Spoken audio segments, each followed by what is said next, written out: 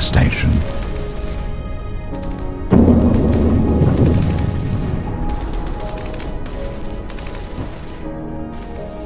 In a location unknown to most of the world, smoke hung heavy in the air, while the ground was a tapestry of craters and debris. It was a place of war, far from civilization, intended to keep the innocent away from the crossfire.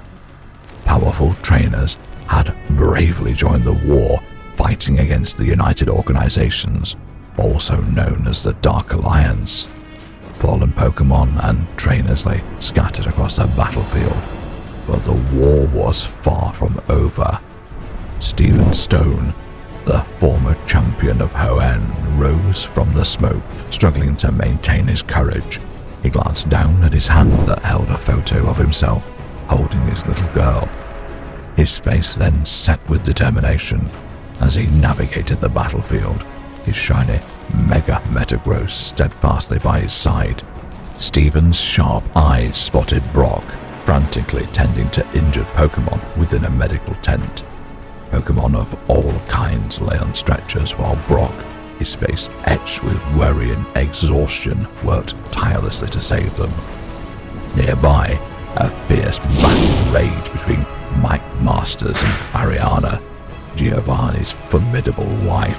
The two trainers' Pokémon clashed with explosive force. Amidst the fray, Stephen's attention was locked on Ariana, who clutched a blueprint with a grip of desperation. She fought fiercely, yet her eyes betrayed a desire to flee. Metagross, use Psychic! Stephen commanded, his voice cutting through the din. The air around Metagross shimmered with energy as it focused its psychic power. In a swift, decisive move, the blueprint was torn from Ariana's grasp and levitated towards Stephen. He caught it, his eyes widening in shock as he read the contents. We need to find Ash! Stephen muttered. Metagross nodded in understanding, and together they ascended, soaring above the battlefield. Suddenly a powerful attack struck them mid-air. Stephen and Metagross plummeted to the ground, landing with a bone-jarring impact. Through the haze of pain, Stephen saw Giovanni standing before them, flanked by his 6 formidable Pokémon. Your interference ends here, Stephen. Giovanni sneered, his eyes cold and calculating. The ensuing battle was fierce and unrelenting. Metagross fought with relentless precision, each move executed with deadly accuracy. Giovanni's Pokémon were unyielding, their combined strength and formidable force. A devastating hit brought Mega Metagross to unconsciousness, losing its Mega Evolution power. Stephen rushed to his partner's side, shielding it with his body as Giovanni approached, his expression triumphant. Metagross, no! Stephen cried, his voice breaking with emotion. He stood resolute, ready to defend his Pokémon with his life. Giovanni smirked, raising his hand for the final blow. In a last, desperate act of defiance, Stephen lunged forward, taking the hit meant for Metagross. Pain seared through him, but he remained unyielding. Metagross, if you can hear me, please, watch over Daisy and Rachel, Stephen whispered, but Metagross was still unresponsive. Stephen's vision blurred, and he glanced to the photo of him holding his daughter. I love you, Princess. As Stephen's body collapsed, the photo fell from his grasp. Giovanni stepped over him, retrieving the blueprint with a victorious glint in his eyes. I know what I must do.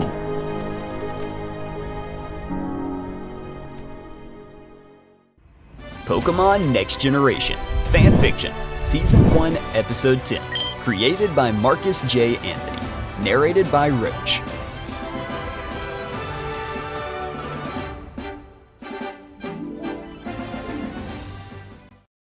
It was the big day for Rachel Stone. She was competing in her first official Pokémon contest. She was super nervous, but her 5 Pokémon gave her great comfort. She had the shock of her life when her family arrived at Cerulean City. Her mother Daisy, Uncle Gary, and great-grandfather Samuel Oaks surprised her at the Pokémon Center. They were very much proud of the Pokémon she caught, especially her 2 poison types. Overjoyed, she finally got over her fear of them. Daisy handed Rachel a box that contained a beautiful dress for her to wear and ball capsules to place over her Pokeballs. She informed them that she would be using Eevee for the first round, which was the showcase part of the contest. Mark was shocked when he saw Delia Ketchum enter the Pokémon Center. She looked worse for wear. The bags under her eyes had gone dark. Misty was with her, holding her hand and giving her some words of encouragement. She rearranged her expression and smiled at Rachel, wishing her luck in the contest. The group made their way to the Battle Club Arena where the contest would be taking place. Misty's name was called as they crossed the road, and it was a teenage boy approaching her. Misty introduced him to the group as Rain, her 15-year-old cousin. Mark was shocked a boy his age was a gym leader, but Misty explained that she had been training Rain for years before he got his Pokémon license. His skills in battle were unmatched against all the trainers who took part in a tournament to decide the new gym leader after her sisters retired from Pokémon battling. "So, this is the boy you were talking about, huh?" Rain asked, staring at Mark. "I look forward to beating you later." Rain strolled through the street and Mark's fist curled. Rachel was escorted to the backstage area while her friends and family took a seat in the audience. Mark sat beside Misty and quietly asked if she investigated Team Justice. Careful Delia didn't overhear. Misty said she spoke to a man called Looker of the International Police. They were aware of Team Justice and said they were only coming out from the shadows. It was still too early to know what their intentions are and if they're connected to the disbanded United organizations. Mark reminded Misty that Team Justice told him they were not agents of Giovanni, and they hated both the good and evil sides as they both created a war. So they claim they're not good or evil. Well, that sounds like someone who's unpredictable and has nothing to lose. But why are they only showing their faces now that Ash has disappeared? I don't know if they were responsible for his disappearance, but I will say this. They certainly have something menacing in the works.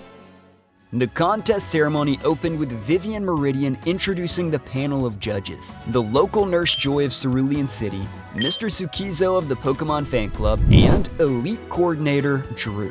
Suddenly, the spotlight shined on Misty, and Vivian announced to the crowd that the champion had attended. Misty blushed and didn't look too pleased with Vivian for revealing her presence. Rachel was backstage combing Eevee's fur. She paused when feeling someone was watching her, and she wasn't wrong. A teenage girl approached her and Rachel's jaw fell. The girl was called Emma, Rachel's childhood friend and classmate, but they weren't so friendly with one another. Emma had always been jealous of Rachel's famous family names, both Oak and Stone. The two always tried to one-up each other in school. Emma's name was called, and she told Rachel that the Cerulean ribbon would be going home with her before entering the stage. Emma tossed her sparkly Pokeball that burst into colorful flames. Ponyta sped across the stage with Flame Wheel and launched itself into the air like a miniature sun. Flamethrower shot out, and Ponyta used Wild Charge that overlaid the flames, and the stage was showered with fireworks. The judges praised Ponyta, giving it a high score. Emma bowed to the cheering audience before departing the stage. A nervous Rachel was up next. She approached the stage, and her friends and family cheered loudly. The audience was intrigued when Vivian announced her as an Oak and a Stone. The expectations for Rachel had become high. She tossed her Pokeball and it blasted open with stars. Eevee came out spinning while using Sand Attack, which conjured an amazing tornado of sand. Eevee then used a track, and floating love hearts entered the tornado, turning it to a bright pink color. Eevee then used Swift, which surprised Mark and Anthony as it was a newly learned move. The floating star hovered around the pink sand tornado, and the audience was in awe. The judges applauded and granted Eevee a high score that secured Rachel to the next round. The screen presented the final four that would take part in the battle round. It was Rachel, Emma, a boy called Chad, and a girl called Alice. Rachel was up against Chad, who seemed like a flashy boy who loved his looks. Emma took on Alice, showing she was skilled in battle. Emma's Lickitung made quick work of Alice's Parasect. Rachel and Chad were called to the stage. Rachel sent out her newly caught Staryu, and Chad sent out his Poliwhirl. It was a battle of the water types, which made Misty smile. The two blasted powerful water gun attacks that were evenly matched. Staryu then hit Poliwhirl with a rapid spin, and Poliwhirl responded with a double slap. Poliwhirl then smashed Staryu with Body Slam, causing it to be paralyzed. Rachel was frustrated. She called Staryu to use Rapid Spin, but it was too slow and was hit by another Double Slap, sending Staryu reeling. Poliwhirl charged forward, with its fist flashing with electricity. Rachel yelled at Staryu to use Water Gun upward, and it sprayed water all over itself. This helped shake off some of the paralysis, and Staryu launched over Poliwhirl and struck it with a Psybeam for the KO. Rachel had made it to the final round. After a short break, Rachel returned to the stage to come face to face with her rival, Emma. Rachel tossed her Pokeball and brought out Oddish, and Emma started laughing, but not in the way everyone thought. She tossed her Pokeball, and she sent out an Oddish too. Emma's Oddish used Stun Spore, and Rachel told hers to dodge and then use Mega Drain. It did little damage, and Emma's Oddish used Growth. The two then sprayed Stun Spore, and the two were left paralyzed. Both Rachel and Emma were extremely frustrated, begging their Oddish to move. Suddenly, the two Oddish started to glow, their bodies transforming.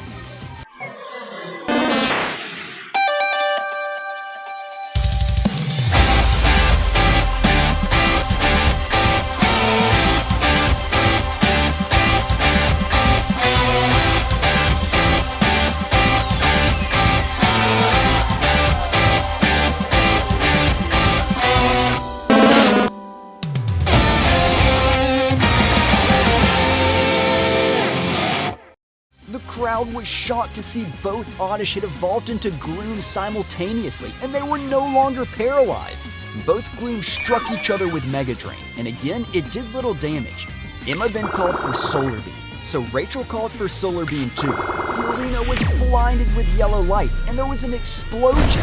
Both Gloom were fragile, but still standing. A whistle screeched, calling for a halt. The referee ended the match as the 5-minute time limit was up. Rachel and Emma's points showed up on the screen, and they were the exact same. The judges took a moment to discuss what to do regarding the winner.